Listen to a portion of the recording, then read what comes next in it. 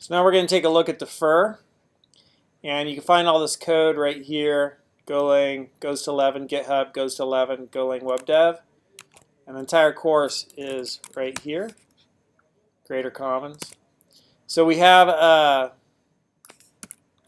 foo and bar. And we know about control flow, foo, bar.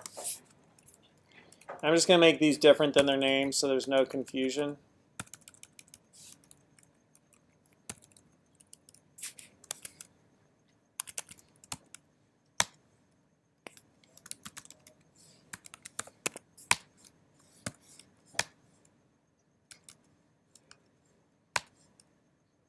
Called foo and bar, right?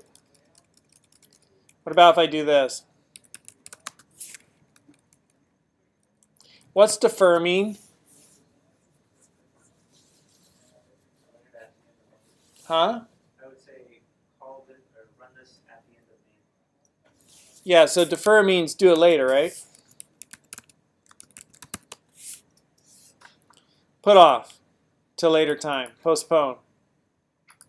So if we're going to defer, then what do you think is going to happen? Which one's going to run first? Bar. And then everything that's deferred runs right before a function exits in the whatever function code block it's in. Bar foo. So bar ran first, and then foo ran before it exited. And we could add to this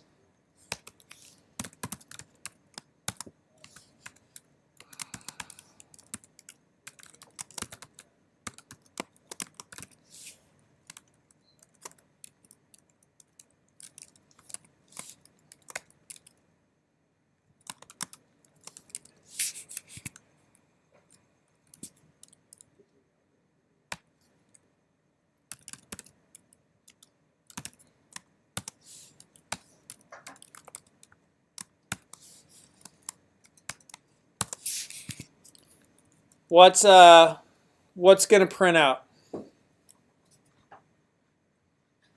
What's the order of what's going to print out? Go to main. This gets deferred. Bar prints first. So bar is going to print. That's first. Now foo's going to run, right? Oh, wait. So I meant this to be in foo. That's okay. It could be there. We'll do it this way. So bar runs first, right? So it's going to print out bar. It's going to defer 1. Then 2 is going to run. So it's going to be bar, 2, 1. And then finally foo is going to run. So bar 2, 1, foo. Bar 2, 1, foo.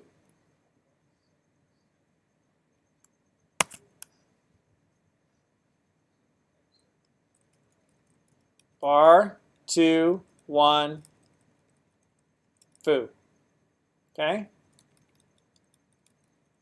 That's defer.